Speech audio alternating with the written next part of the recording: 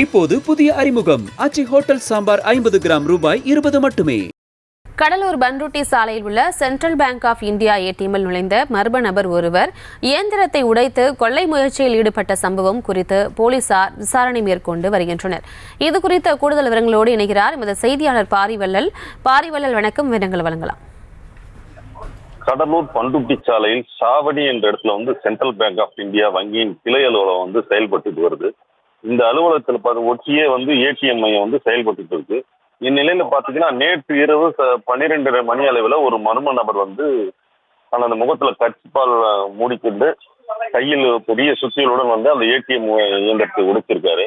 அப்ப உடைக்கும் போது இயந்திரம் மட்டும் அந்த முன்பகுதியில் இருக்கும் இயந்திர பகுதி மட்டும் சேதம் அடைஞ்சிருக்கு.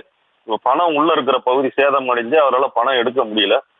இந்த நிலையில பாத்தீங்கன்னா இன்று காலை அந்த வங்கிக்கு தூய்மை பணிக்கு வந்த துப்புரவு பணியாளர் அந்த ஏடிஎம் உடைந்திருக்கிறத கண்டு உடனடியாக மேலதிகாரிகள் தகவல் சொல்றாங்க. அவங்க உடனடியாக கடலூர் புதுநகர் காவல்துறைக்கு தகவல் சொல்லி அது சம்பவ இடத்திற்கு வந்த காவல்துறையினர் அந்த தற்சமயம் சிசிடிவி காட்சியை கைப்பற்றி அந்த மர்ம நபர் குறித்து தீவிர விசாரணை ஈடுபட்டு இருக்காங்க.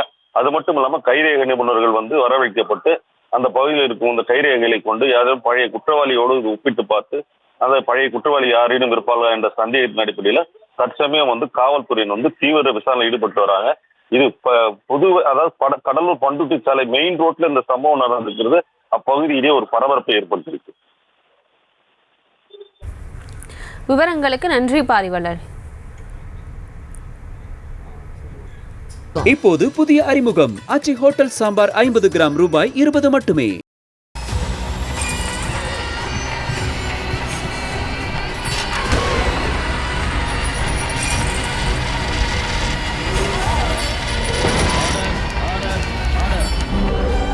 நிகழ்தகவு குற்றங்களின் மறுபரிமாணம் நாள்தோறும் இரவு 10 மணிக்கு இணைந்திருங்கள் நமது நியூஸ் தமிழ் தொலைக்காட்சியோடு.